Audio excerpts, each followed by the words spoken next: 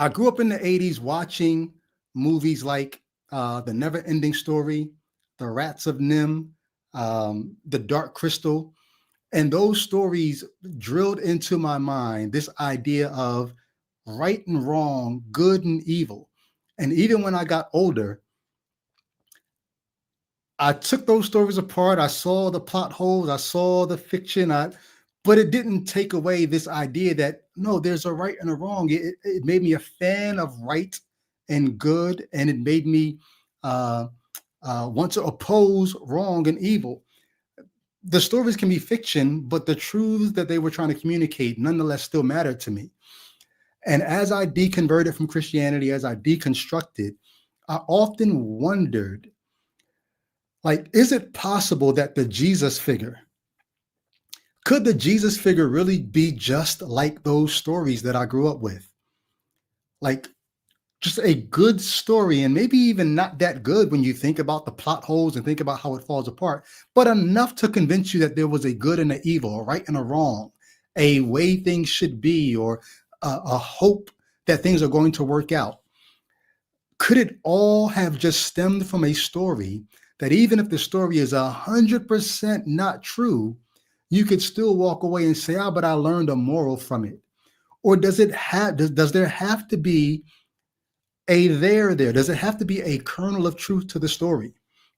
Um, are there really rats in a place called Nim living a life and having a story? Is there really a boy who lives in a storybook and rides a dragon? Like, does it have to be any kernel of truth to it before I say, ah, the Jesus story, could it be a myth? Well, I've never become a mythicist myself, but there are people who actually are mythicists. They believe that the entire story of Jesus is a myth. And I've got to the point in my deconversion and my deconstruction where I've had to say, I could see it. I don't think it's a complete myth. I think there's a real person, but I could see it being a myth. I could see the story being powerful enough to have created all of the results that we now look at as, well, there had to have been a person because look at this person said this in this century, and this person did this, and look at the church, and look at its longevity, and look at its. I really got to the point where I had to say I could see it all coming from a story. That all you needed was enough people to believe the story, and this is the result that you end up with. Well, my guest today is David Fitzgerald, and he has written a series, The Heretic's Complete Guide to Western Religion. And in this series, he talks about the way myth impacts the minds of individuals who hold the myths. And I can't wait to have this discussion. I'm going to give a shout out to some folks that are near and dear to me, but if you guys can just stick around and join us on this journey, because I think now more than ever, it matters. Wait, somebody said Mike's a little fuzzy. Is that because you're coming in late, or have you been trekking with us the whole time and it got fuzzy again? Because it was fuzzy at first, but I fixed it. So if it's fuzzy again, let me know. Somebody said, without faith, says, I blame Constantine. We can point a lot of different fingers, but I really want to hear from our guest. I would love to know where he points the finger. Mike says a little bit fuzzy, but not as bad as before. What? I don't understand it.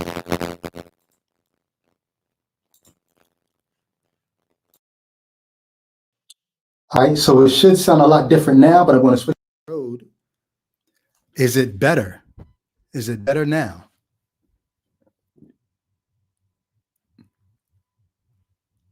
Like something is rubbing against it. I have no idea what that could possibly be. Yes, way better. Okay, I don't know why it keeps going back and forth. I'm not doing anything, but good thing I have a guest, so I won't be doing the talking tonight. So with no further ado, please welcome to Ichabod, David Fitzgerald. Hey there. For what it's worth, I'm hearing the fuzz too, but now it sounds fine. So hopefully we got it.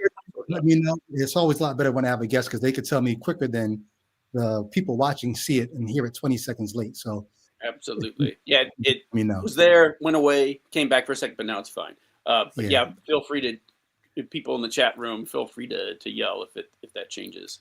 Anyway, So hey, yes, it's so sir. good to see you, Brady. So great. Yo, thank you for coming on. There's so much going on in the world, but I just want to hear from you as Yeah. an author of this series. Yeah. Has the series accomplished what you set out to accomplish, and what did you set out to accomplish with it? Oh my goodness, what did I set out to accomplish? You know, the thing of it, like 25 years ago, if you'd ever told me, "Oh, there was no Jesus," I would have said, "What? That's crazy talk." It never even crossed my mind that there was no Jesus. You know, I've been an atheist for 16 years, perfectly fine with the thought that he was just a guy. Sure, there was somebody at the bottom of it, because else, where does Christianity come from? And to be Right. honest, it doesn't matter if there was a guy at the bottom or if it's all just myths at the top. As you say, it's the story that counts. And I like the way Robert Price put this. He says, you know, for all intents and purposes, if there was a Jesus back in the first century, there's not one anymore, because everything we think we know about that guy comes from the four Gospels. And everything from the four Gospels comes from that first Gospel. And it seems to be a complete allegory from start to finish. So Wow. the Wow. one thing that I think makes it worth even looking into, I don't think there was a Jesus, full stop. I don't think that anymore. I think we're barking at the wrong tree if we think that. But I don't think it's important that there was a Jesus or not. What is important is that everything we learn in the debate between those who think there had to have been a Jesus and those who think there couldn't have been a Jesus, and everyone in between, everything we learn in that back and forth helps us better debunk anybody who tries to tell us that they know what Jesus said or thought or thinks or wants you to vote, you know. And that's worth having now more than ever, when we've got Christian theocracy on the rise, trying to turn this whole country into Christian nationalism. That's where it becomes important. But I love that. yeah. Yeah, when I think about what's going on right now, part of my my activism is continuing to take some of the ammunition away from the people who would want to use the Bible as this is why I'm doing. Like, if you're going to do these crazy things, okay, we can you can attempt to do that, and we can attempt to stop you. But if you tell me you're doing this because of your religion, you really, like, we could take the steam out of that so easily if we could just reason through some of these things. And so I appreciate the approach to just, well, no, let me say this. So as I was going through, I'm sorry to interrupt, Brady. Sorry, I don't want to interrupt, but there get a little bit of a crackle again, just a smidge. When you're not standing, when you're not moving, you're not talking, I don't hear it at all. But just for what it's worth, if there's a I appreciate that. And if worse comes to worse, it should be a good now. It's better now. The worst, I'll switch to the mic that goes with the Bluetooth, and maybe that has something to do with it. I don't know. Possibly, yeah. I'm not the most tech savvy either, but I'll let you know if I hear it again. But anyway, I didn't want to interrupt. You're saying good stuff. Mything in Action, you begin. I think that's the one. You begin saying this is not to the believer. Mything in Action is written to the skeptic, the atheist, the agnostic.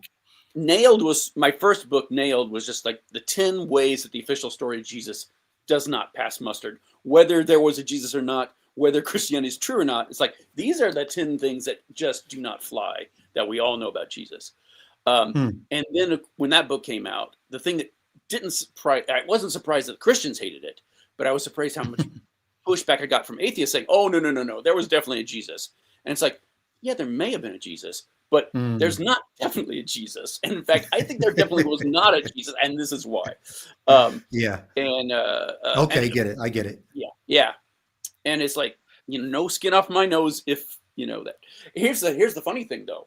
In the last 25 years of doing this whole there was no Jesus kick, I would have Buddhists come up to me and say, yeah, it's funny, we're having the same arguments in our circles about whether the Buddha exists or not. I've had ex-Muslim friends come up to me at conferences and say, yeah, it's funny, we're having the same debates in our circles on whether Muhammad exists or not. And I'm like, we've got his genealogy. All the first caliphs were apparently his pals and his relatives. And you're telling me there was no guy? And they said, yeah, because this is this. And the more they talked about why there's some doubt about Muhammad, the more he started sounding like Jesus, the more he started sounding like Moses, the more he started like Buddha. And it's like now, after all this, Wow.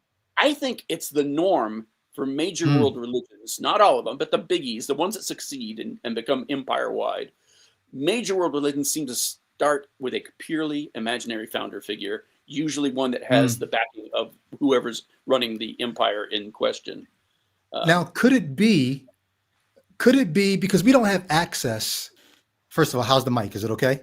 it's great. I'll let you know if Okay. I'll Yeah. yeah, We don't have access to Jesus. The right, Jesus that we have is a mediated Jesus. for It's the sure. Jesus that we're told about through Paul, Matthew, Mark, Luke, John. He's Yeah, mediated. We don't have yeah, him.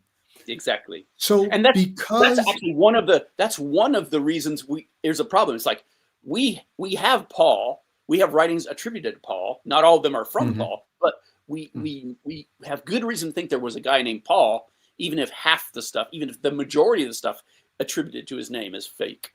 Um, yeah, it's not the true. That's not true with Jesus. It's not true with John the Baptist. It's not true yeah. with Moses and any But number could of it others. be that the stories about him have been Right. so Crackle. Getting a bit of a crackle. Okay. The stories are, but keep fighting through it. Keep fighting through it. yeah, I'm Uh, no. could it be that the stories about him have been Mhm. so embellished over the years? And when I say over the years, I mean first Yeah. century. Right. Right. Stories have been so embellished that now it just looks like the guy couldn't have been real because he's been so mythologized. Well, But and there that's a fair point. And again, at the end of the day, does it really matter whether there's somebody at the bottom of all that mythology or not? But right, Bart Ehrman, who I love and is probably the most strident voice out there that insists, oh no, there was a guy named a Jesus. real guy. Hmm. He had a debate with I forget the name of the Christian he had a debate with, Craig Evans, I believe it was, um, and it was turned into a book edited by another Christian. So it was almost like he was debating two Christians. Um, Mm, but when I listened to his debate and read his debate transcript, it sounded like I was debating these guys because we were exactly on the same page. The debate mm. was, can we trust the New Testament about the historical Jesus? And That's in the that, great it's question. a big old no. And at Mm, the end of the day, I think people who have a problem with mythicism can take comfort from the fact that, yeah, that's not the real question. The question is, do we have a Jesus? And we don't, whether there was one at the bottom or not. Um, like you, when I was a Christian, I would have never questioned yeah, like the idea that there was not a real Jesus because you grow up with it. You grow up with the iconography. You grow up with the you know right.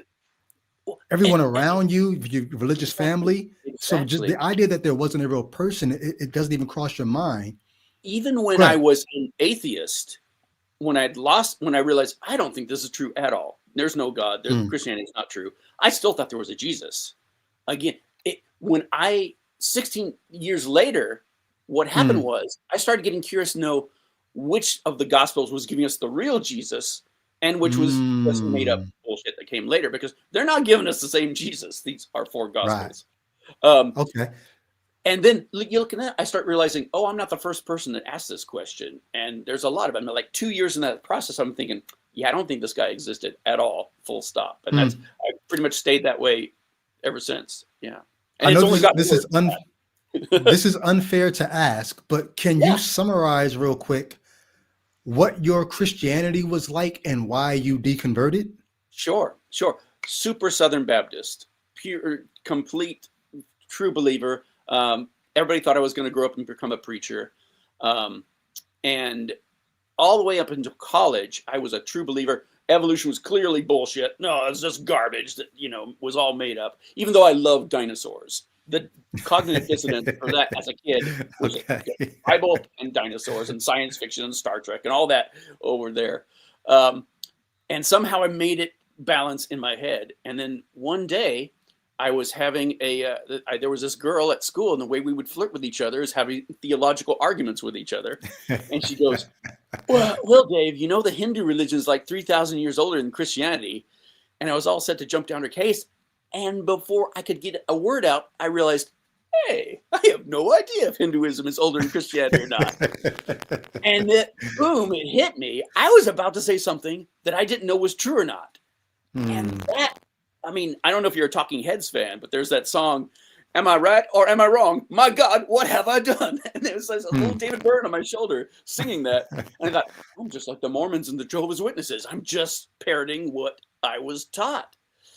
And Wow. So bam, hold on real quick. Can I stop you real quick? yeah, When I was in high school, I became a Christian in high school. The yeah. mic is it doing The a thing? mic's getting going, yeah. A little bit of a crackle. Oh my gosh. Whatever you're doing to Uh, fix it seems to work, though. Let me try this other mic. Let me try the mic. Okay, can't hear you. Nothing, nothing, nothing. Um, There, yeah, yeah, gotcha. how Say does this something. mic sound? Much better. No Really? fuzz. No fuzz Okay. anyway. I'm gonna For stick with now. this mic because this is the Bluetooth mic. When I Gotcha. was in high school, I had just become a serious Christian, and I Okay. remember being in the cafeteria. There's a girl named Taisha. What's her name? Taisha. I can't remember her last name. We used to have knock them down, drag them out arguments, and I know I was saying shit to her that I could not back up, but my pride would not allow me to admit that she had a Yeah. point. And I was Yeah. saying, oh, because I didn't want to be wrong, and I wanted to defend my Right. faith, and Oh, really, I think I wanted to defend my decision to believe the faith. right. Well, and So what you, it's your identity. It's your tribe. yeah, It's your everything. It's who you are, and it's your internal salvation. All that stuff that comes with it. But I mean, at the core, it's like it's an attack on yourself. but for And you no to one. say, for you to stop yourself and say, I was about to parrot things like the other and stop yourself, I give you kudos just for doing that as a young man because I didn't have the humility to do that. It's sweet of you to say that, but I'm sure I was doing exactly the same thing before that. It's just this time, for whatever reason, Okay. I managed it. It caught, Mm, Um, but that temptation to be right at all costs, that's such a yeah. dickish thing to do. It's such a guy thing to do. And it's so the zeitgeist right now. It's like Christians there Mm, are stupid. I don't even know if they read their Bible. I don't know at all. They probably just saw a podcast about Lee Strobel and Case for Christ and think it's all figured out. And somebody else has done all the heavy lifting. And they just kind of wave at atheists, like the cross at Dracula.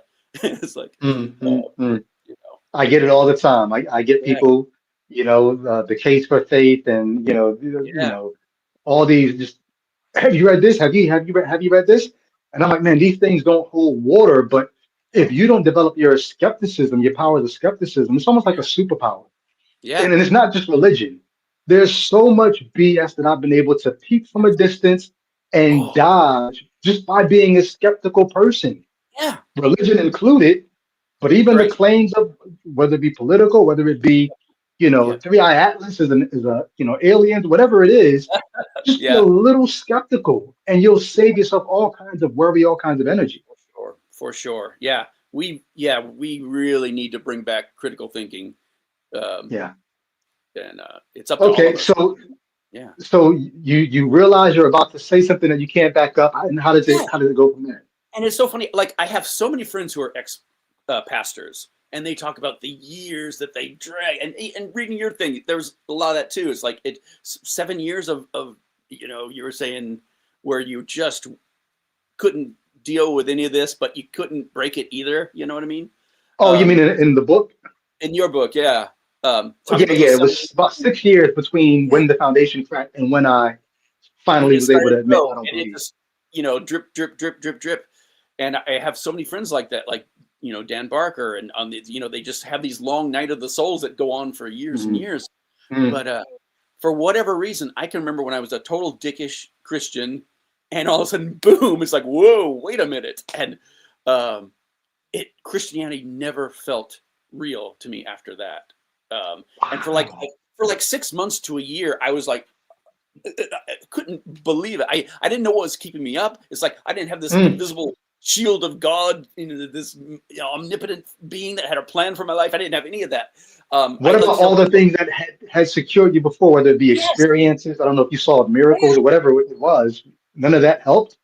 No, well, I mean, if I felt like I had been in an airplane and the bottom dropped out, and for some reason it was Mm. still flying, and I didn't know what was keeping me magically protected from all harm, or what was keeping my life on track to be awesome. You know, um, Yeah.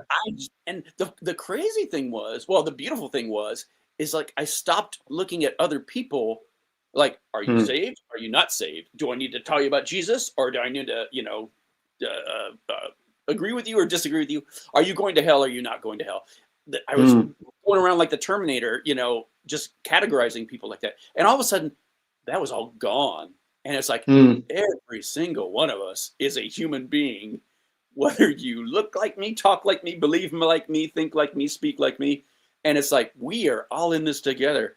And I didn't have to like go, you know what? I'm gonna have to check out evolution, see if it's real. It's like, of course evolution was true. It's like there's no doubt in my mind that pressure had been building up for so long. It's like it's ridiculous to think that. Yeah. I can relate so much. Yeah. I don't, even though it was 6 years of torture, psychological torture between the foundation cracking and me owning my unbelief, one Yeah. of the things that gave me comfort throughout that time was it would make so much sense if this is not true. Thank you.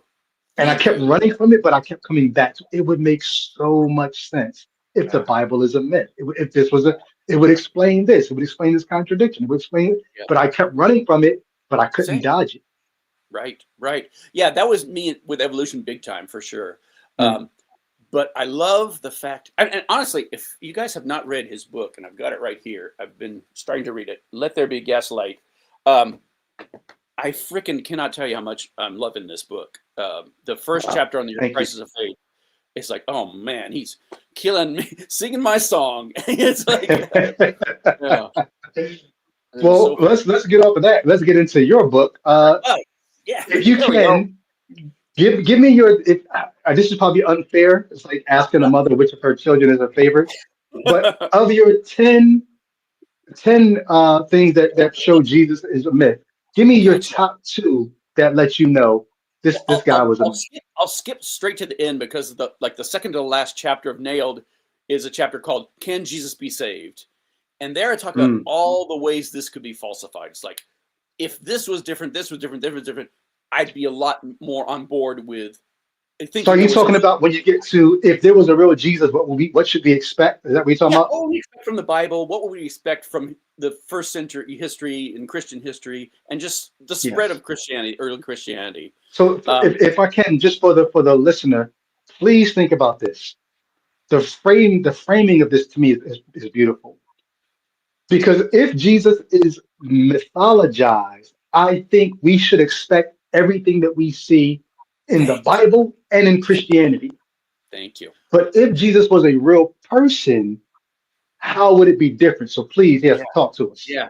Well, and I said at the very, very last part, there's this one little paradox that really was kind of like the nut that I couldn't shake in the beginning. And it was like, okay, either this guy did all these amazing miracles or at least taught all these amazing things, and yet nobody outside his little cult notices for like more than 100 years. Hmm. Or he didn't do these things. He didn't teach these things. And yet, for some reason, we've got these little cults spread all over, not just in Judea, not just in the Galilee, but in Egypt, in Rome, in Greece, just all over Hmm. the Roman Empire. And it's like you've got this everything and nothing going on at the same time. And it's like, Hmm. this does not make any sense for me if there was a real guy at the center of this. You think it started here and went here, and you had the apostles, and they went here, and you think you'd spread like that. But no, it's the further you go back. Hmm. Um, Here's the other thing: is Christianity, when the Gospels are written, after the Gospels are written, is so different from Christianity before the Gospels are written. Um, and that's another big thing that even Bart Ehrman uh, talks about. There's things that just don't make sense, even on his theory that Jesus was just another failed apocalyptic prophet. And again, Hmm. there's nothing implausible about any of these historical Jesus theories, almost any of these historical Jesus theories, that there was a guy Hmm. and he started a religion. But as more than one historian has pointed out, we don't need that to be true to account for everything we see in early Christianity and its development. All we need to know is that there were people who believed in a savior, and Hmm. that what that savior looked like and what he said and what he did changes dramatically after the guy we call Mark writes his gospel. Before that, Paul's Jesus and the book of Hebrews Jesus and all the other guys, even ones who are teaching a fake Jesus and another gospel that Paul says are, fake Christians. The further you go back, the more you see these different kinds of Christianity or proto-Christianity. And the more it seems like the more you start learning about mystery faiths, the Greek and the Hellenistic mystery faiths, the more you start seeing, oh, you know what? It looks like Christianity is just a Jewish version of that. And that theory just seems to just keep making more and more sense to me. Wow. Could you just off top give us maybe one of those, like one of the things that you see happening in the mystery cults that you also see happening with the early Christians? Yeah, absolutely. Baptisms, Lord's Suppers. Paul saying, don't go to their Lord's Suppers, go to our Lord's Suppers. They're the table of humans. This is the real thing. Even when he talks about things like when he describes what the Lord's Supper is, the Greek that he used is vague enough that he could be talking about on the night Jesus was betrayed, or the night Jesus was given up, or the night Jesus gave this story to me in my head, and he said no one would know about this stuff if it weren't for him and preachers like him preaching all this. His Jesus, Paul's Jesus, is so much different than Mark's, Matthew's, John, Luke's Jesus. Those differences and that evolution that you see going. Earlier today, somebody was talking about how they were quoting a guy named Joseph Atwill, who is the one who thinks that the Romans invented Jesus as like crowd control kind of a thing. And it's one of those things that, like, it sounds good when you first hear it, but the more you look at it and the more you poke at it, it's like, well, wait a second, but the Romans didn't pay attention to Christianity for like hundreds of years. Josephus, didn't come on until almost 100 years after, the end of the first century. Meanwhile, we've got all this Christianity developing all this time, and proto-Christianity and other things. Anyway. Yeah, I don't want to. So you say the organic swell of the Jesus story doesn't match with a Roman plant. It matches more with, and correct me if I'm wrong. So you see Jesus. It's not just that he's a literary trope. Yeah. It's a Jewish version of what the other religions are doing. And when you think about it, isn't that the history of ancient Israel in terms of always borrowing the religious ideas of the greater nations around them, whether it be Babylon or whether it be Persia with Zoroastrianism? Oh, thank you. I was going to say, we're going to jump on Zoroastrianism, and I apologize for going down this rabbit hole, but in Playing God, that's one of the main points I want to make is, like, we talk about Judeo-Christianity, and you could say Judeo-Christianity, Islam for all the Abrahamic religions, that whole Western religion, but nobody says Persian Judeo-Christianity, Islam. It's like Persia. And here's the thing, it's not even controversial in religious circles. Religious historians know that we would not have Judaism if it were not for Zoroastrianism. Because all this thing all these borrowings that you can point to came straight out of Judaism. And like the things in the Old Testament, there's things in the Old Testament that haven't been borrowed yet from Judaism that come later in early Christianity, like the idea of a paradise. In the Old Testament, they all thought everybody went to the same gloomy underworld Sheol. By the time of the first century, but they're writing the Gospels, that's an old idea, and it's been replaced with this Persian idea. And we would go spend all day talking about that. Another thing that's crazy about that is it turns out that proto-Zoroastrianism, that religion that began on the Iranian steppes in the Aryan plains and came down into India and down into Persia. When it came into India, the reaction to that became proto-Buddhism and early Brahmanism, which became Buddhism, which became Hinduism. So Persia, this chunk of Persia and northwest India, it's like the mitochondrial Eve for all our major world religions. It's not the oldest religion, it's not the first religion, but it's the latest common ancestor of all our major religions today. And so here's why I love this, because for those who are watching, like if I get any people who are still Bible believers watching, one of the things that I think we want to be able to do is we want to be, it's almost like detectives. We want to be sleuths, trying to figure out, well, how did we get this thing? And if you start reverse engineering, you Yes. don't end up with this.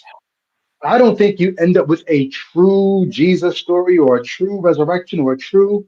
You have to keep going back to realize where this stuff comes from. And it takes some of not some, it takes the mystique away and the Well, power away. it does do that, and I think that's a fascinating way to go. Is look at the evolution of something, a religious Mm-hmm. religious idea, and you can do it for just about any of them. You know, where does Satan come from? Where does the idea of heaven and Mm-hmm. hell come from? Where does this come from?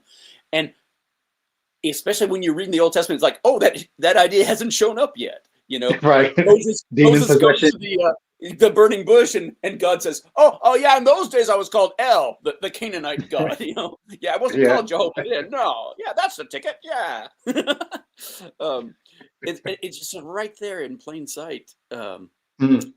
And I love it when I learn something like something about the evolution of the Moses story, and Mm-hmm. another piece of the puzzle slides into place, and it's like, oh, this thing that didn't make sense before suddenly makes perfect sense. Um, Yeah. yeah, and Old Testament, Okay. New Testament, every religion you can talk about, you see those kind of things happening. So if Jesus was a real person, you don't see the story developing the way that it developed. Do you think there would have been maybe more It's control or uniformity or what? Well, I mean, there would be that for sure. There'd be some of that, but I mean, there's like all kinds of ways that we have, whether we're talking about Jesus or anybody else in the ancient world or anybody else in any time. Honestly, there's lines of evidence for them. There's physical evidence. There's Hmm. textual evidence. There's Hmm. this and that. For somebody like, I think in the example I use, I'm quoting Richard Carrier, where he says, uh, Julius Caesar crossing the Rubicon is this event that you couldn't make it up. It either happened, or or this would not have happened over here. Hmm. There's some events that you have to have the physical. It really had to have happened, or none of this things that followed would have happened. But Hmm. for religious figures, all you have to do is have the somebody preaching that this guy did Yeah. this, or preaching Yeah. this, and we Hmm. can account for everything we see in early Christianity, whether it's a real guy saying this or some other guy saying that Jesus said this. Um, Hmm. and the more we look at like founding figures, not just Jesus, but like the first of the Sikhs, the first of Muhammad, Moses, these things that they supposedly said and came up with. Oh wait, that actually goes back to somebody before them. That goes Yeah. back over Yeah. here in this other religion. We act like Same with all our Jesus. religions are big monolithic blocks, and no, Hmm. it's a jungle, and all those vines and roots go into each other and cross pollinate with each other. Um, I often suggest to Christians that they should look at deconversion stories from people of other religions, yeah, because you hear them say things about their faith that you thought was unique to your own, yes. Oh, that's such a and then good you realize, advice. yeah, go ahead. Yeah. Yeah, absolutely. And it's funny. They should read the deconstruction stories of their own pastors. Because Mm, I think pastors make the best atheists because they went through seminary, they went through all this, um, and they've been there where you are, and they've studied it more than you have. And the more you mm, study the Bible or the Quran or the Bhagavad Gita, the more apt you're to find the problems with it and see mm. the see where it you know see the brass feet, if you will, you know, or So feet of did you clay. think, Feet of clay. yeah, yeah. Did you think that you would be the author that you are, helping people uncover the non-reality of at least the Jesus narrative that we have, if not the Jesus character altogether? Like, you didn't see yourself being this person. I really did, and honestly, it didn't begin with me. It began with people like Earl Doherty, with people like Robert Mm, Price, and me and Richard Carey became friends just because we were just getting our minds blown away by this thing. But I mm, feel like we were piggybacking on a lot of people before us, um, and I always thought I'd be a science fiction writer, and I Okay. did become a science fiction writer, but long after this, I became an erotica writer first. Mhm. And my cocktail party joke used to be, "Yeah, I write erotica and biblical history. Guess what sells better?" And the joke was on me because when Nailed came out, it blew away everything I'd written before. And it's like Wow. an award-winning erotica writer. Nailed blew everything out of the way. Now, I didn't have time to write erotica after that. So I wrote Jesus Mything in Action. That one book turned into 3 books, and then did Okay. playing God. That one book turned into 3 books, and so I'm working on a book right now. Hopefully, it's going to stay 1 book. But a friend Okay. of mine in Canada, Karas Perkowski, we're doing a book together on the job that Christianity and the Bible have done on women throughout time Mm. and throughout history. And so we do things like retelling biblical stories from the woman's point of view. We do these commentaries on, there's some little behind the scenes about this story you should know. And this is how we know it's a story and not real history. So get Well, you this. know what? Okay, Well, go ahead. the title we're working on is Clearly Written by Boys, A Woman's Guide to the Bible. So, Nice. Nice. yeah, I just had an that's experience on the U.S. Department of Labor's website. yeah. They're posting all of these like 1950-ish looking ads about um, come work for ICE or Ugh, join this part of the labor gross. force, whatever. And So and gross. all the images are like I said, 1930s, 1950s. It looks like German propaganda. Thank you. And Bingo. Wow, what? That's an interesting quinky dink. Yeah, I wonder if and it. almost all 99.9% of all the images, all white people. Of And so I'm course. going back. I'm going back through the timeline, and I found one from August where Yeah, they do have a person of color with 2 white people. yeah, And so me and my sister were talking about it on Facebook today. And I say, I found this one from August. There's a person of color. So me and my sister are going back and forth about. So the person of color, he's got a hard hat on, yeah, and right here underneath, you can see like strands of the hair. yeah. And look, the hair Is looks like European hair, of course. So they just did and a so whitewash in reverse for it. Yeah, something like yeah. that. And so as me and my sister are going back Oh and no, forth, yeah. We're not another person racist. chimes No, in. Yeah, you can another be person brown. chimes in, and she says, but do you notice in the picture Yeah, the person of color has on a hard hat, the white woman has on a hard hat, then there's a white guy standing behind them with no hard hat, and yeah. he's kind of like looming larger over both of them. And I Of missed it course. completely, but she Yeah. said, and can you see how they're posturing the white man over these two, the white woman and the person of color? They're the Yep. workers, he's the boss. Yep. I completely missed it. And But there are things that the scary thing is, as a you can real pull out your Bible and say, and this verse tells us that's the way it should be. You know. well, but see, here's the thing. The a woman saw that and she immediately put that together. I Yeah. missed it completely because I just don't have those lenses. And Yeah. so you're talking about clearly written by a boy. If you're not a person of color, if you're not a woman, if you're not somebody who's been marginalized, you're just not going to see it. Yep. So to have an Yep. entire Bible, 66 books for the the Protestant, Yeah. 66 books written by men, Yeah. Yeah. but you never see a problem if you're the kind of man that it's written for. It's like in those Islamic countries where they have like an international women's conference, no women in attendance whatsoever. You know, they're talking about the rights of women. There's not a woman in sight. Yeah. Yeah. Yeah. Wow. Can't make this stuff up. Yeah.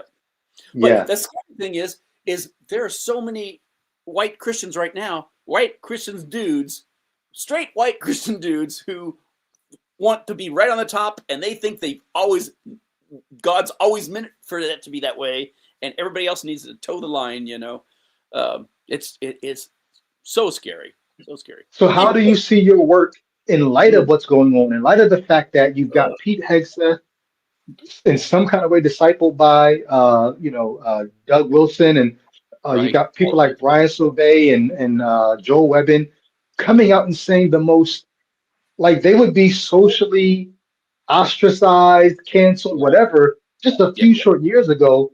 Yeah. now they're trending and going viral for saying black people are demonic, or their culture is demonic and they should There's be no bottom. stoned. And There's no end to it. Yeah.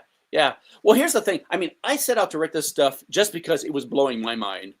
It's like the thought that there was no Jesus freaked me out as much as losing my religion had 16 years mm, before. I just could not wrap my head around it. And it's like, no, that can't be right.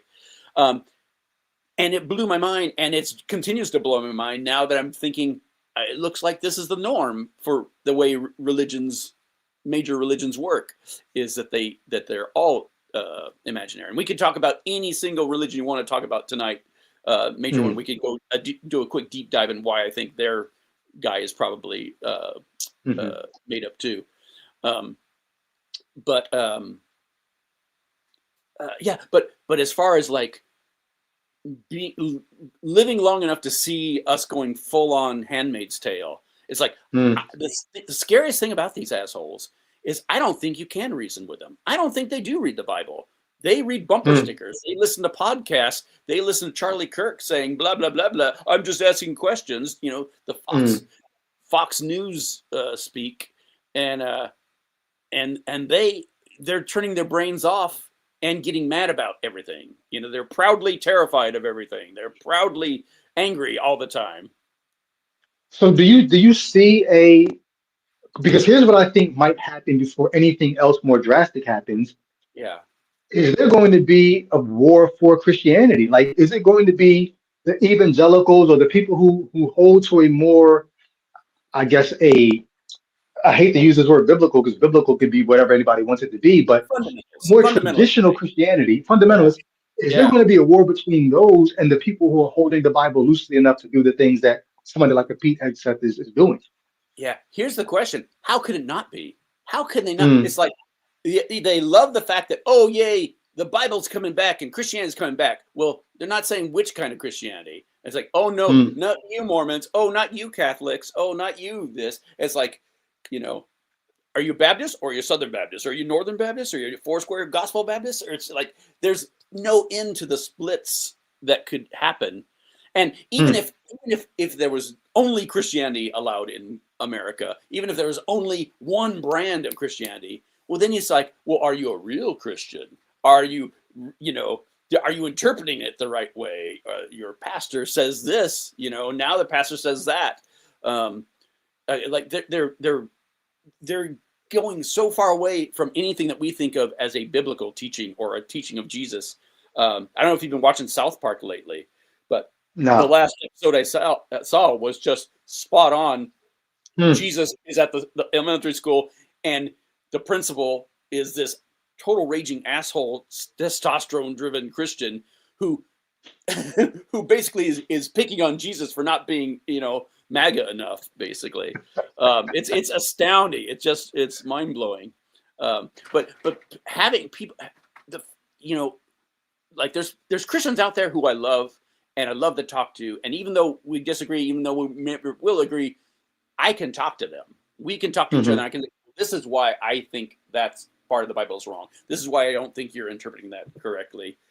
Whatever, you know. mhm. These guys, I don't know if they know how to read it all. I don't know, you know, I don't know how to deal with, you know, that combination of stupid and mean.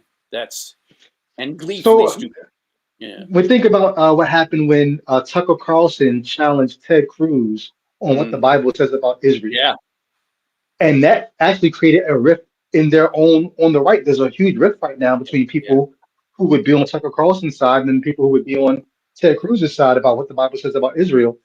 I think we're about to see a lot of strange bedfellows. Yeah. You've got Absolutely. the fundamentalist evangelicals who like the fact that Jesus is in the White House somehow. Mm-hmm. And so they're willing to tolerate a certain amount of what's happening with Yeah. Christian nationalism.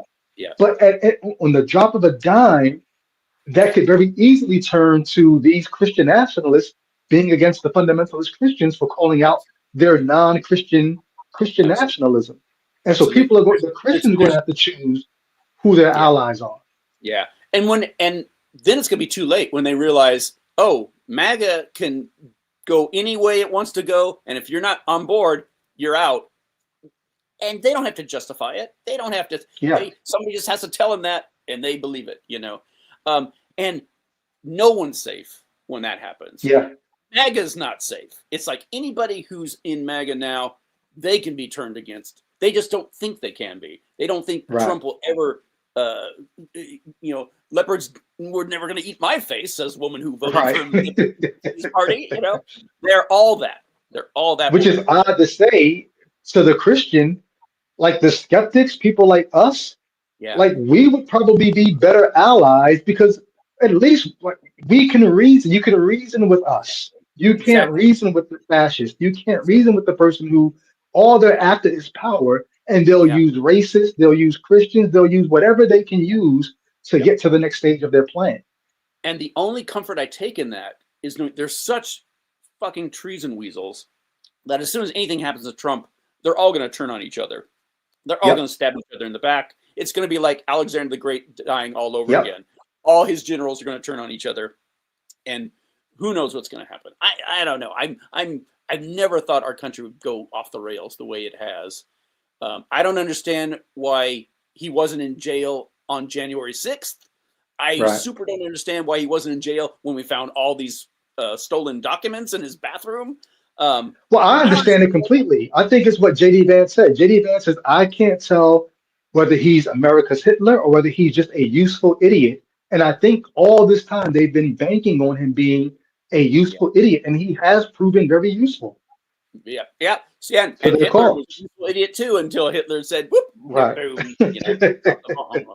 It's like people just forget what fascism is and how dangerous it is because they think, "Oh, I'm going to be on top! Yay!" Those liberals and those cucks and those brown people and black people and Asian people, like everybody who's not me, and the women and the gays, all the trans. All that, all those others, people that I hate too.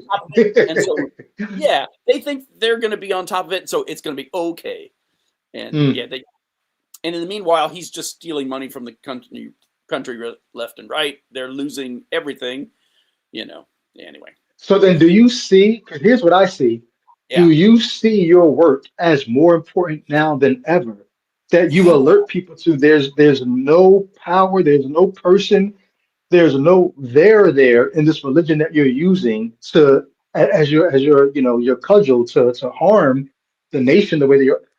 Do you see the importance of your work in light of all this? I wonder. I mean, I don't think of it that way just because I don't know how much is reaching these guys at all. If you look at my Facebook page, 99 out of 100 things is against ICE, against Trump, because I think the Christians who you can reason with are already against Trump. They already know. They've seen what happens. They've read the history books. They know what religious wars look like. I don't think they're so much the enemy anymore. I don't even think I ever thought of religious people as being the enemy. It's theocracy that's the enemy. Bullshit is the enemy. But people, I think people like me and people like you during that 6 or 7 year period where you were still in the church, but mentally you were just completely checked out and not sure what to do with it. I think there's a lot of people like that. And I think things like MAGA bring out that in a lot of people. And the thing that gives me comfort and hope and optimism is we just had the biggest protest in American history, following on the heels of the second biggest protest in American history. There's more of us than them. There's more adults in the room than it appears. And I don't know what it's going to take to get fascism out because we have full-on fascists in the White House right now. And well, I just saw before we came on in Tennessee, I forget what district it was, but in Tennessee, they just had a vote and they went against every MAGA politician on the ticket in Tennessee. Good. See, that's the thing. And so that may be a sign of things to come. Absolutely. We can't give up hope yet, for sure. Yeah. And we can never give up hope. I mean, it's like in Lord of the Rings. Then we're going to fight. Is there any hope? No. Well, then we're going to fight without hope. That's what it's going to take. I love what you said a minute ago. You said religious people were never the enemy. You said it's theocracy, and then you said it's also bullshit that's the enemy. And I know sometimes the religious person can't hear a phrase like that whenever somebody curses or the Yeah. idea of calling their particular religion bullshit. But just the idea of things that we can know that doesn't match reality. Yeah. That's what all we mean by bullshit. We don't mean anything offensive.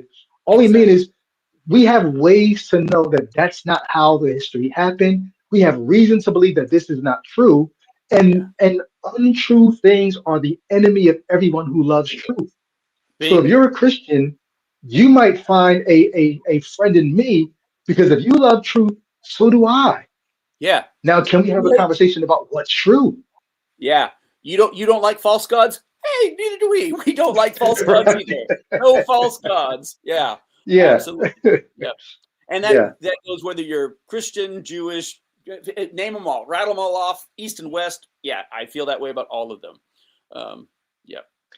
This is a question I wanted to ask Christians, and I'm curious, like, how do you what do you think a Christian might say to this? Because I mean, you've heard people say things like this. The Yeah. Bible is not in the book of Revelation. So if the Bible is not in the book of Revelation, that tells if you believe the book of Revelation is an end time book, Yeah. then that's got to tell you something about our standing in on the world stage in history in the eschaton.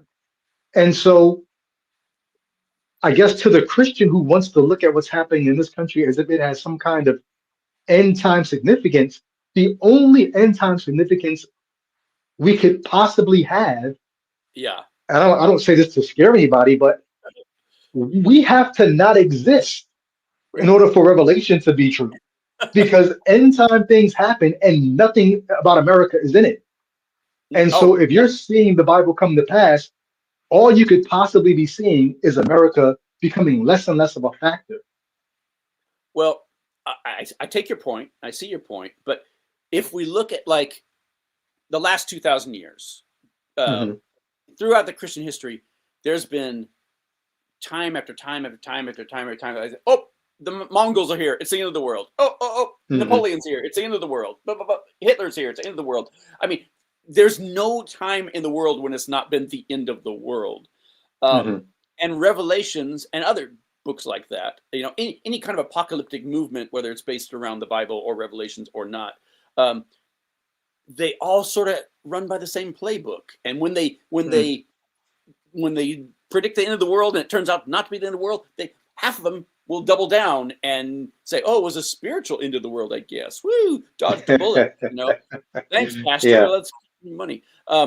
It's fascinating to see the psychology of these Mm. things, and Yeah. like even the idea of the Antichrist as one dude who's above it all, and he's like an anti-Jesus and head of the Illuminati or whatever, all the crazy chick track nonsense about the Antichrist. That comes right out of the 70s, 1970s. You don't see that in the Bible. You don't see that in history. Uh, the idea that there's some sort of omen, you know, uh, you Now, you I have will say though, people being called antichrists, but right, yeah, you true. know, It's a Hollywood, a Christian Hollywood I reading think of just like the Revelation rapture, to look at it just that like the way. rapture, same deal, Exactly. same deal. But Yeah, I would say if I was still a Christian, even though that's a Christian Hollywood version of Revelation, I yeah, would have a hard time looking at someone like Donald Trump, looking at his actions, mm, and yeah. not think to myself, "Hey, is it like he might be that dude?" Here's the irony about that. It's like the only people who believe in the Antichrist are the guys who voted for him in droves. It's like, oh my God, how could he not be more of the Antichrist than this dude already is? Mike Johnson, for that matter. That's slimy little weasel. um, any of those guys, they're just that Nosferatu, Stephen Miller is like these guys are clearly not the good guys. Um, yeah, Hmm. and they've got I to know gotta. that. They've got to know that. They just think they hate the same people I do. So I'm gonna be okay. So yay us. Stick it to the Yeah. libs. There's a few super chats that came through, but before I get to the super chat, I just want to make sure I give you a chance to put on display. Mm, Well, let's do this because I kind of teased this on Facebook, and I don't know if I put it to the test yet. I'm yeah. not a mythicist. I'm not a mythicist. I think there's enough there. Here's one of the things that makes me think there was a real God. All right, let's hear it. When I see passages in the New Testament that looks like they're apologizing for, they look Mm, like apologists for false prophecies or prophecies, failed prophecies. Let's say it that way. gotcha, gotcha, Uh, gotcha. Jesus said he was going to come back before the temple was destroyed. The temple gets destroyed, and now they've got to come up with not yet. It's not yet. Just when you Right, see this, and then you see this, then you'll know. But right. they're making up for something that was supposed to happen that didn't. That Well, you leads can, me to believe there must have been a real person. yeah, and I've heard variations of that argument too. For like uh, Christopher Hitchens said, the fact that they can't make up their mind whether he's from Bethlehem or Nazareth to him feels like one of those things. Hmm. And I talk about this stuff in Nailed and in Jesus Mything in Action. Um, in a nutshell, our gospels seem to have been written in response to the Jerusalem being destroyed, the temple in Hmm. particular being destroyed during the Hmm. war with Rome in the 70s. Um, and so everything about that phase of Christianity, it is in response to that destruction, because these Jews at the time are asking, how come God didn't save us? And then there's a Yeah. Jew over here who says, well, he did save us, but it was a secret save. It's the whole shell game about apocalypse Hmm. happening in reverse Yeah. again. And That's a great way to look at it. Yeah. yeah, But so then if I were to ask you in the shorter time that we have here, yeah. make me a mythicist, what would you say? Like Well, first of all, I have no interest in making anybody a mythicist at all. It's like it's not important. It's not important. Okay. But I do want you to read this book, and the book that came after that, and the book that came after that, so if you're interested where I'm coming from, um, I would have you read the book. But if you're just interested in just knowing more about the backstory of all this, Hmm. and then you can tell me if I'm wrong after that. Let's talk after Hmm. that. Because I mean, I'm always want to be less wrong. If I'm wrong about all Hmm. this, and I've been saying this for years, if I'm wrong about this and there was a Jesus, Hmm. give me some good evidence for it, and I would be honor bound to write a book about that. I was all wrong about Jesus being a myth. He was real. I would know. I mean, Yeah. that's just the way I am. But I'm with you when you say it doesn't really matter whether there's a real person or not. In a sense, though, but there's a part of me that's like, I wonder what's worse, that there was a real person and he was mythologized so much, yeah, or that there never was a real person and it was all just story from the beginning. Like I yeah. can't tell which is worse, but I think people would be more forgivable if there was a real guy who was mythologized. And I I don't know think if so it's mercy too. that wants me to. Yeah. And again, when I first got to the point where I was, again, in all innocence, I had no idea, no inkling of an idea. It never crossed my mind there was no Jesus. And when I started feeling like maybe there's not a Jesus, I can remember that how much it shocked me. It was like, wait, there was no Jesus? Blah. Mhm. And yeah, I couldn't get over it. And yeah, um, and here we are. And now I'm thinking, Yeah. yeah, I'm not just a Jesus mythicist. I'm all these guys mythicist. I'm a Moses mythicist, a Buddha mythicist, a Muhammad mythicist. And Mm. honestly, when I got into looking into the other ones, the other Mhm. non-Jesus figures, I didn't expect all of them to follow the pattern. Like the Sikhs, Mm. for instance, they're a brand new baby religion when it comes to world religions. They're barely even Mhm. 500 years old, and I did not expect them to follow a pattern. Damn if they don't Mm. follow the same pattern. It's like their founder guy sounds a lot like this guy who came before him and teaching the same stuff to them. And we don't have really good information. He's like, well, he has talks with giant fish, and he goes to Mecca, and the whole world turns under his feet. All this crazy bullshit stuff. But we don't have a lot of good solid stuff until about halfway through that lineup of gurus. Then they Mm. start sounding like real people. So Mm. yeah. And Yeah. people say, well, Joseph Smith, he was a real person. It's like, well, yeah, Joseph Smith was a real person. Was the angel Moroni? Was the prophet Mormon? Mm. Not so much. Those are the founders of that religion. Yeah. Yeah. I Same with think Paul. story is a powerful. Okay. Yeah. Well, I was going to Oh say, wait, a what do lot you of say people, about Paul? a lot of people think Paul was made up, and it's like, in playing God, I talk about we've got some good reasons to think that there was at least a guy named Paul that we don't have in the case of Jesus or John the Baptist for that matter.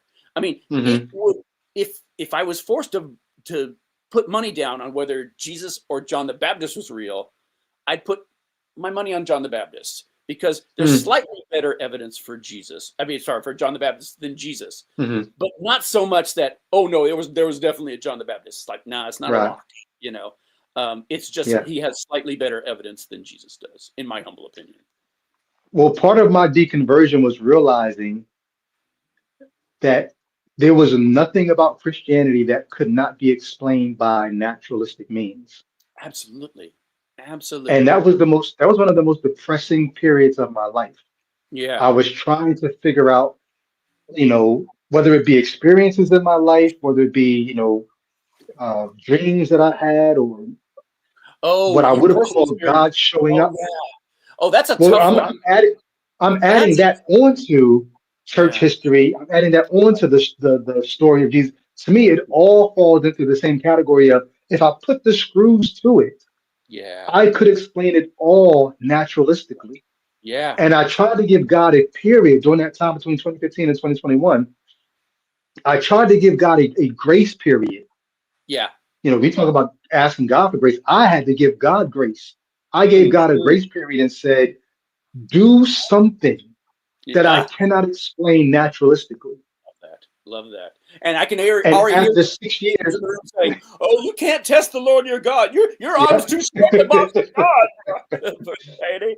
At some point, I had to. The idea, "Thou shalt not test the Lord your God." At that point, that became smokescreen, and you're just saying that to keep me from asking the questions that would really keep me from finding out that this is pay a no lie. attention to the man behind the curtain. Yeah, exactly. Do you know Jeremiah Kamara? No. Are you familiar with? He's got a movie called Contradictions, where you have to see it. You'd love it. His focus is on the Black community and the Black Christian community in particular, and how the pastors, first of all, how they came out of this tradition of slave sermons, how American slavery was built on Christianity. It was foisted on them in this very slave-friendly fashion, and you would have it sold to them as an adjunct to slavery, and then go to today and how Christian pastors in the Black tradition, how they kind of have the same pattern, the same tricks that they use, rhetorical tricks that they use, and he just breaks it down as only somebody who lived it could, and I think you'd find it amazing. He's Contradictions. Get him on the show if you can, because you will. Okay. Yeah. Let me run through these super chats real quick. Wade Rogers, hey, thank you for the $5 super chat. Said Livy by 25 BCE says Romulus disappeared in a cloud before soldiers.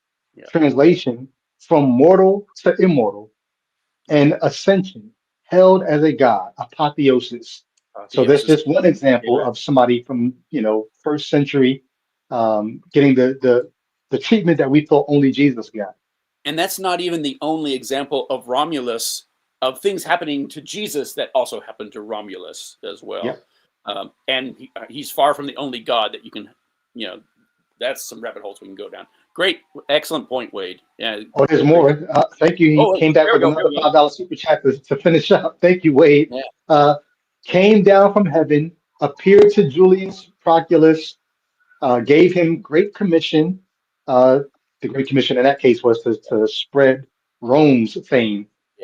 Writer of Acts borrowed this trope. Paul's story wasn't original. There's so many parallels to Paul's and others. For sure. And to be fair, it's not Paul's story. It's a story told about Paul. Like, for instance, half the stuff we know about Paul was not told to us by Paul. It's stories about Paul. But the road to another super chat.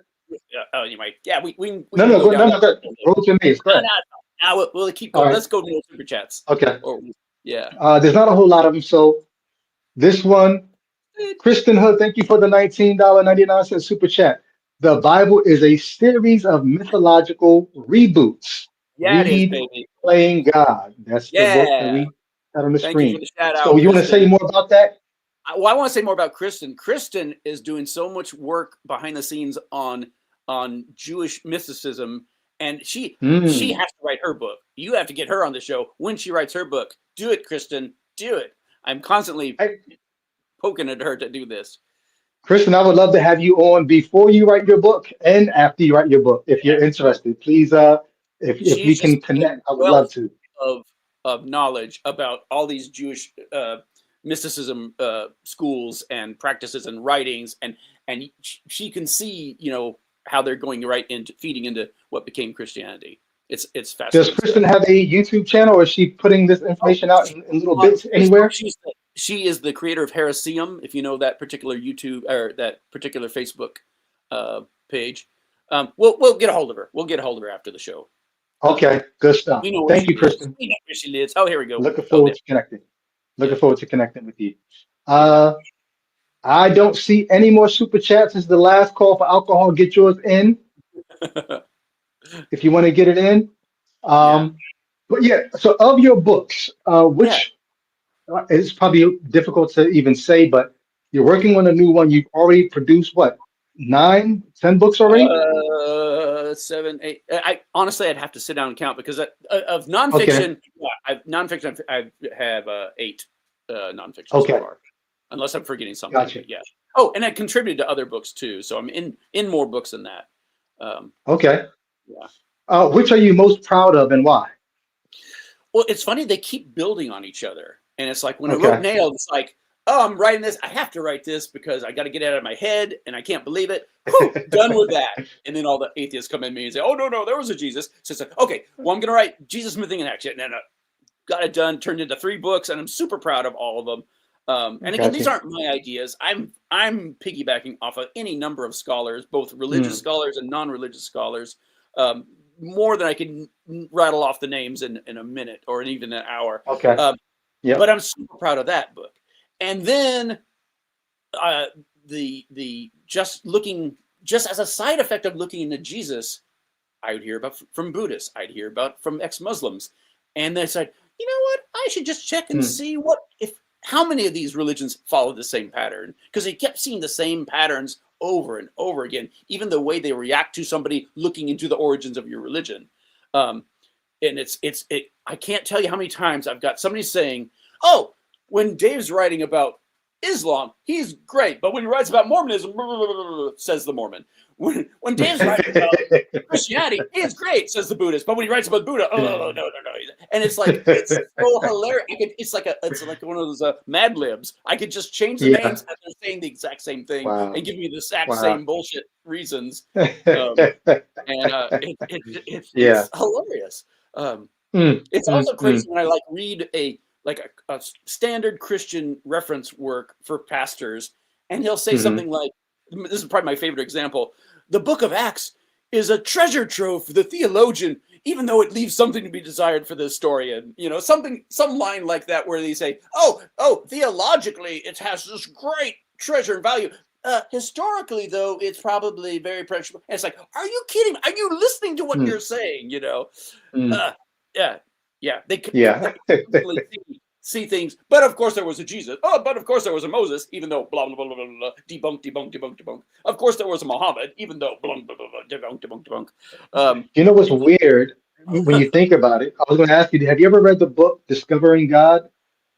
I don't think I have. Who's written that? Um, the author, I quote it. If you keep reading in Let There Be Gas, like I quote from it several times. The Hmm. author won Christianity Today's award for Oh, ethics and something. Um, okay. the author just made a case for um, the God concept that we discovered Yeah, might have been, and this is not me advocating this idea, but yeah. basically God um, leaking bits and pieces of his identity out through the world religions, bit Uh, by bit.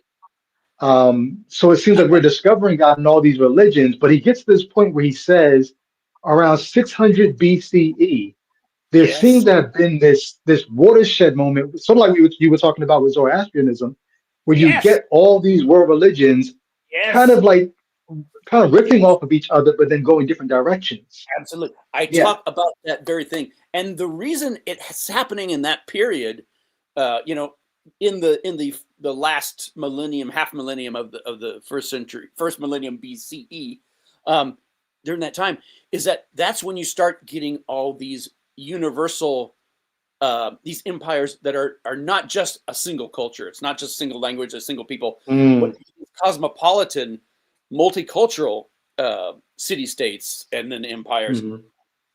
And the more you get all these different people under your banner, the idea of God gets more and more transcendent. He's not just a river Yeah. god anymore. It's not just a mountain god anymore. Yeah. He's the God of everybody. You know, he's not just the Mm, God of the Hebrews or the God of the Egyptians or the Babylonians. He's the everybody God. And he gets further and further away and more nebulous. And it's the evolution of that is mm. fascinating to me because it Yes. seems like every religion we're talking about that's ever existed, you see them going through this stage when they're cavemen, this stage when they're Mm, tribes, this when they have the shaman, this stage when they have clans, and up to mm. city states to empires to today. Wow. And Wow. it's fascinating. It's just really Yeah. fascinating. Discovering God was by Rodney Stark. Okay. Oh, Stark, yeah, Rodney Stark. I definitely Hmm. know his name because he's Okay. a religious anthropologist. He's done a lot of work. Um, Yeah. he's one of those guys Another. who pointed out that we don't need a real Jesus. We just need the belief in a Jesus. And Mm. he's far from the only one saying stuff like that. All right. The truest. Thank you for the $5 super chat. Just wanted to support. Keep up the good work. Thank you, Appreciate sir. you. Thank you, sir. Uh, Maddie. Jason Freer. Jason Freer. Thank you Hey, for the $2.79 super chat. Uh, Came to see David at Baja Con. That's what's Baja. up. I have to Oh, give my love to come to see Baja. David. BajaCon is in Canada, in Ontario, Canada, in Sarnia. It's coming up next August. It is the best. If you can get your butt to Canada in August, it's so worth going to. It's Well, I'll just tell you what. If our country keeps going the way it's going, Canada right. might see me We're all going to be regardless. in Canada. So, We're not coming back. Yeah, absolutely. But yeah, uh, it is a delight. The people, the speakers. It's just like everything about a rock concert and a family reunion meshed together. It's the best. nice, I just love that. nice. Hey, well, thank you so much, man. I want to give you last words. Anything you'd love to say to the people who might get your books, who've got your books, the believer maybe who's watching. Close us out. Yeah, I mean, thank you for being here and listening to all this. First of all, um, yeah, if you're whether you think there was a Jesus or not, whether you think there any fill in the blank of any religion or not, um, yeah, I'd like to think we're not enemies. We are all supposedly seekers for truth. We're all supposedly seeking, to be good people. And anyway, um, all the stuff I've written, I hope you find it as fascinating as I do, especially if it's about your religion. But if you don't like that, maybe you'll like what I have to say about other people's religions, and maybe it's easier to look at me debunk them first, and Yeah. then maybe they might apply to your feeling or not. And for the atheists out there, again, it doesn't really matter if there was a Jesus or not. I just don't think there wasn't one, and this is why. And that's what my books say. Yeah. And the only thing that makes it important is people out there trying to tell us how to vote or behave or Mm, act because so and so said so in this book, and yeah. my pastor said that they said this. There's a great bumper sticker. It's I said it, God believes it, that settles it. It's a flip of I said it. God believes it. That settles it. That's classic. I mean, but at the root, like I can't the phrase, the word of God, God's word, Mhm. until you produce a God, until you can demonstrate your God, Yeah, all you're doing is telling us what men have said. this is the thing. This is It's the not thing. that the men are the middlemen. Yeah. They are the only, like, we have no access to the God to even prove that these people are middlemen for the God. Yeah. Oh, and let me just put in one more shout for Brady's book. Um, when you said we're not listening to the Bible. We're not following the Bible. We're following theology. We're following theologians, and every theologian out there has some other theologian who just totally disagrees with him or his whole circle. It's like I was dancing around the house when I read that this morning. It was like, yes. So true.